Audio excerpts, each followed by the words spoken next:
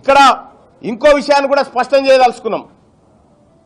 ముఖ్యమంత్రి గారు కేవలం స్థానిక సంస్థల ఎన్నికలేనా? ఇవాళ మా దగ్గర ఆధారాలు ఉన్నాయి. 2014 నుంచి 16 మధ్యలో ఎంపీటీసీ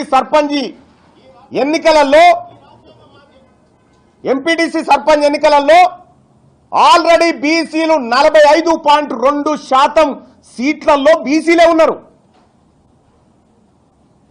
2019 ఎన్నికల నాటికి తెలంగాణ రాష్ట్రంలో ఉన్నటువంటి గ్రామ పంచాయతీలు ఎంపీటీసీలు అన్నింట్లలో కూడా 50% సీట్లను బీసీలు సొంతం చేసుకున్నారు.